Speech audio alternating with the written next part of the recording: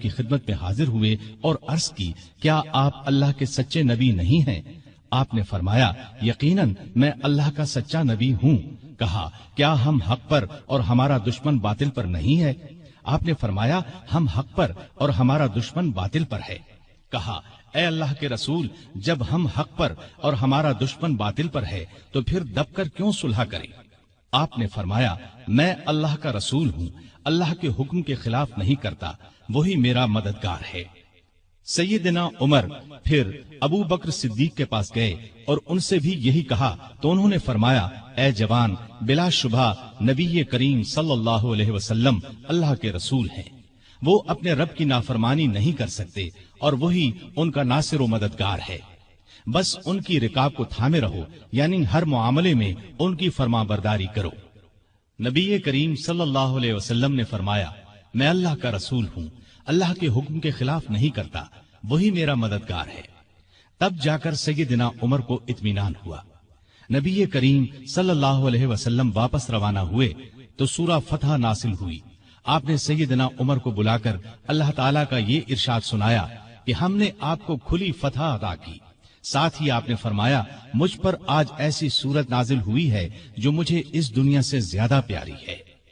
سیدنا عمر رضی اللہ عنہ نے حدیبیہ کی صلح کے موقع پر جو گفتگو کی تھی وہ خلوص نیت پر مبنی تھی۔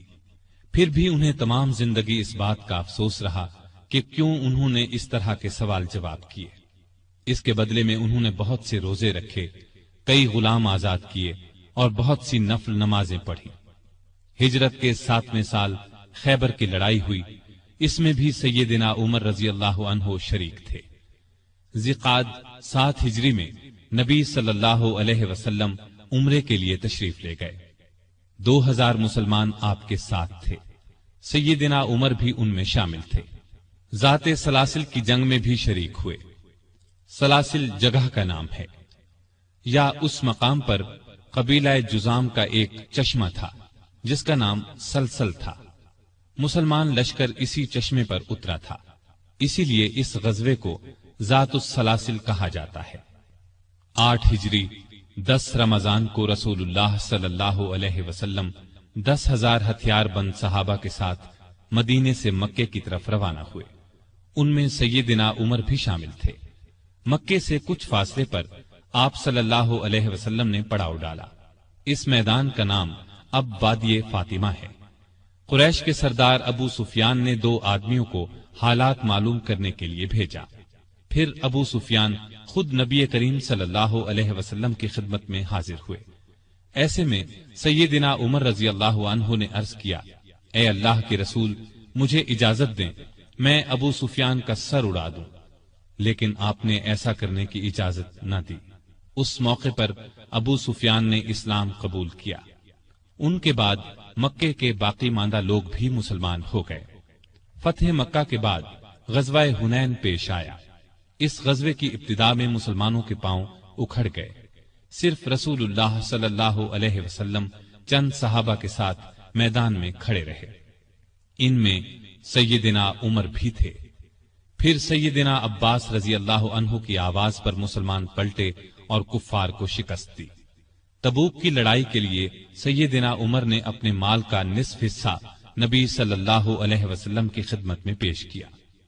حجۃ الوداع کے موقع پر بھی سیدنا عمر ساتھ تھے۔ اس حج کے بعد ہی آپ صلی اللہ علیہ وسلم اس دنیا سے رخصت ہوئے۔ سفر 11 ہجری میں آپ صلی اللہ علیہ وسلم نے اسامہ بن زید کو اسلامی لشکر کا سپہ سالار مقرر کیا اور حکم دیا کہ جا کر رومیوں سے موتا کی لڑائی کا بدلہ لیں۔ موتا کی لڑائی ہجرت کے 8ویں سال میں ہوئی تھی۔ اس میں اسامہ کے والد زید اور بہت سے صحابہ رضی اللہ عنہم شہید ہو گئے تھے۔ چنانچہ آپ نے یہ لشکر روانہ فرمایا۔ اس میں بڑے بڑے صحابہ کے ساتھ سیدنا عمر بھی شریک تھے۔ آپ صلی اللہ علیہ وسلم نے رحلت فرمائی تو سیدنا عمر رضی اللہ عنہ کو آپ کی وفات کا یقین ہی نہیں آتا تھا۔ وہ یہ اعلان کر رہے تھے، جو شخص یہ کہے گا کہ رسول اللہ صلی اللہ علیہ وسلم نے وفات پائی ہے، میں اس کی گردن اڑا دوں گا۔ پھر ابو بکر رضی اللہ عنہ کے سمجھانے پر یقین آیا کہ نبی صلی اللہ علیہ وسلم رحلت فرما چکے ہیں۔ آپ صلی اللہ علیہ وسلم کی وفات کے بعد خلافت کے مسئلے پر مسلمانوں میں اختلاف پیدا ہوا تو اس موقع پر سیدنا عمر نے ابو بکر رضی اللہ عنہ کا نام خلافت کے لیے سب کے سامنے رکھا۔ سبھی نے اس سے اتفاق کیا۔ ابو بکر کے بارے میں سیدنا عمر کے یہ الفاظ ہیں: ابو بکر رسول اللہ صلی اللہ علیہ وسلم کے صحابی ہیں، غار کے ساتھی ہیں، یہ تمام مسلمانوں سے زیادہ تمہارے معاملات کے والی ہونے کے حقدار ہیں۔ خلیفہ بننے کے بعد سیدنا ابو بکر نے سب سے پہلے اسامہ بن زید کا لشکر روانہ فرمایا۔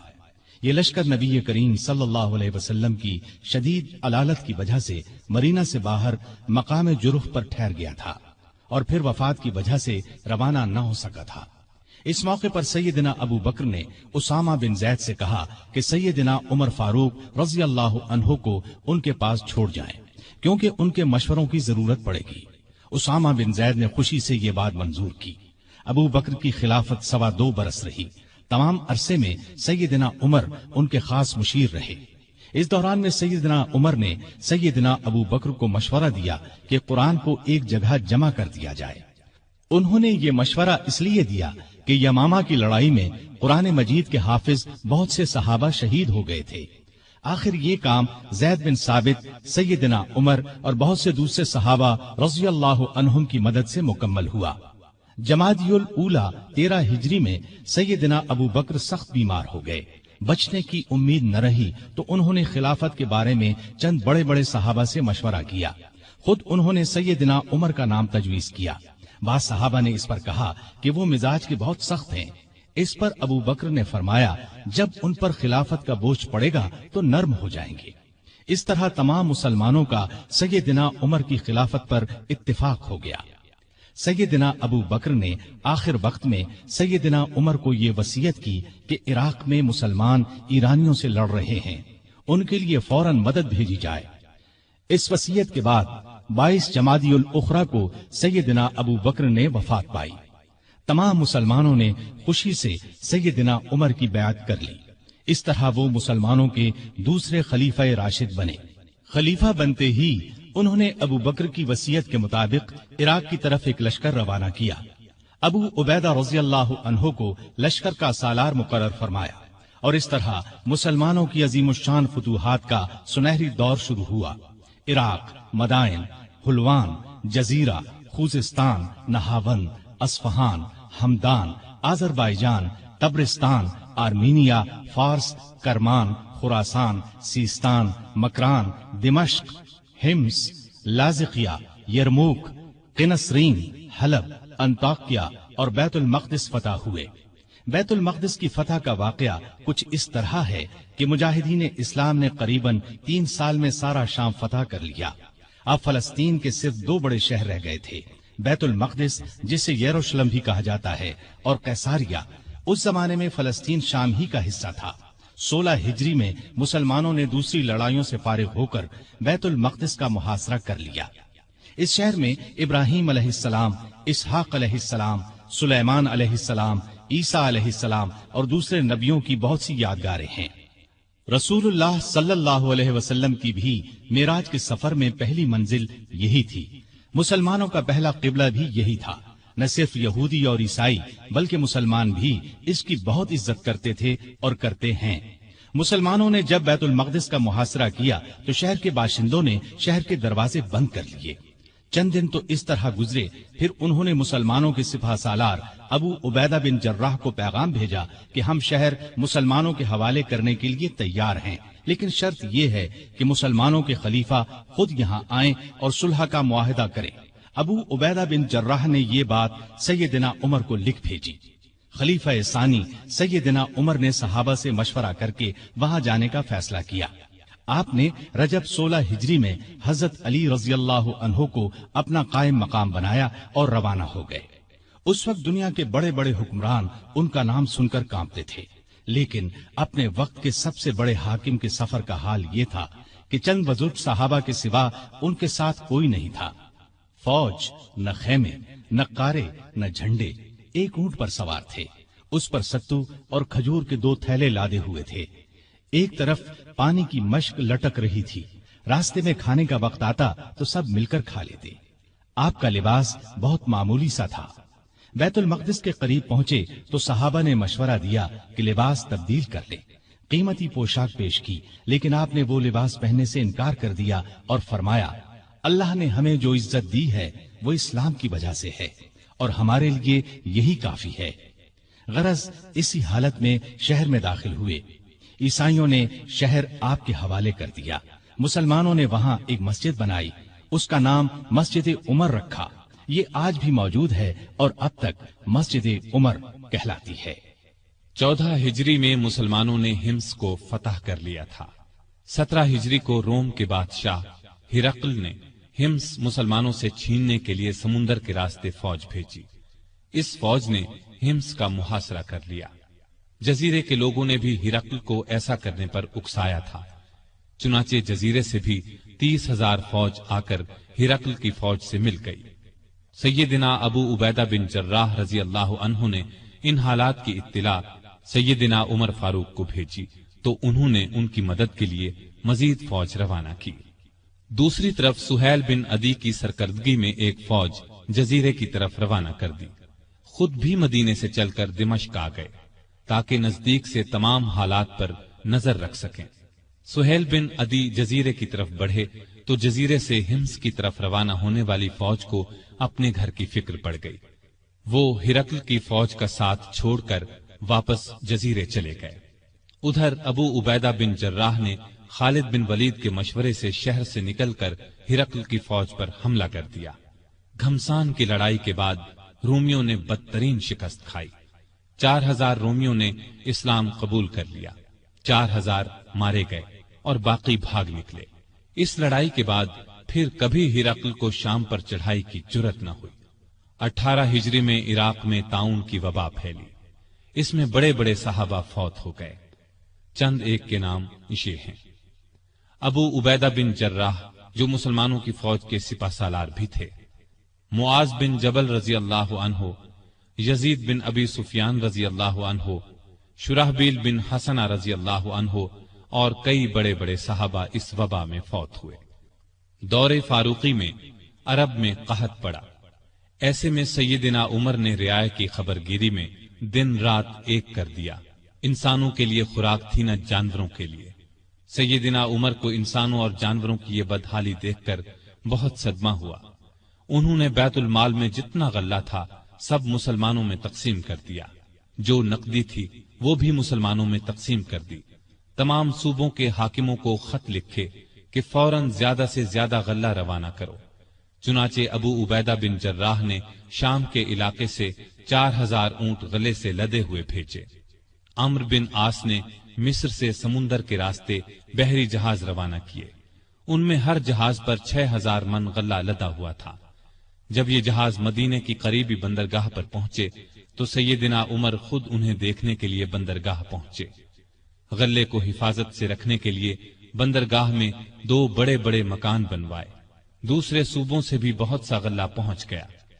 غلے کی تقسیم کا یہ انتظام کیا کہ بہت سے رجسٹر بنوائے، ان میں قحط کا شکار ہونے والوں کے نام درج کیے گئے۔ ہر ایک نام کے ساتھ ان کی ضرورت کے مطابق غلے کی مقدار لکھی گئی۔ پھر ہر شخص کو پرچی دی گئی، اس پر سیدنا عمر کی مہر ہوتی تھی۔ اس پرچی کے مطابق انہیں روزانہ غلہ دیا جاتا۔ اس کے علاوہ سیدنا عمر ہر روز 20 اونٹ اپنے سامنے ذبح کرواتے اور ان کا گوشت پکوا کر لوگوں کو کھانا کھلاتے۔ اس طرح ہزاروں آدمی روزانہ سیدنا عمر رضی اللہ عنہ کے دسترخوان پر کھانا کھاتے۔ غلے کے علاوہ لوگوں میں کپڑے اور کھجوریں بھی تقسیم کی جاتی، اور خود اپنا یہ حال تھا کہ اس زمانے میں گوشت، دودھ اور گھی کھانا بالکل چھوڑ دیا تھا۔ اکثر بھوکے رہتے یا عام لوگوں کے ساتھ خود بھی کھاتے۔ اس طرح اس کا اثر آپ کے جسم پر پڑا۔ لوگ انہیں دیکھتے اور کہتے، اگر قحط دور نہ ہوا تو رعایا کا غم انہیں مار ڈالے گا۔ ایک دن ایک شخص سے پانی مانگا، اس کے پاس شہد تھا، اس نے وہی پیش کر دیا۔ آپ نے شہد پینے سے انکار کر دیا اور فرمایا، قیامت کے دن اگر مجھ سے پوچھا گیا کہ لوگ روٹی کو ترس رہے تھے اور تو شہد کھاتا تھا تو میں کیا جواب دوں گا؟ ایسا بھی ہوا کہ گھی کا برتن اور آٹے کی بوری اٹھواتے اور جہاں کہیں بھوکوں کا مجمع نظر آتا اپنے خادم کی مدد سے کھانا تیار کرواتے اور انہیں کھلاتے۔ دیہاتوں میں جاتے، وہاں اونٹ ذبح کرتے، گوشت، آٹا اور کپڑے لوگوں میں تقسیم کرتے، قحط کے دنوں میں سخت بے چین رہتے اور دعا کرتے تھے، اے اللہ میرے عملوں کی وجہ سے محمد صلی اللہ علیہ وسلم کی امت کو تباہ نہ کر۔ لوگوں کا خیال اس قدر تھا کہ فرمایا کرتے تھے، اگر دریائے فرات کے کنارے ایک کتا بھی بھوکا مر گیا تو اللہ کے سامنے مجھے اس کا جواب دینا ہوگا۔ وہ خود اور لوگ رو رو کر بارش کی دعائیں کرتے تھے۔ آخر ایک دن نبی صلی اللہ علیہ وسلم کے چچا عباس رضی اللہ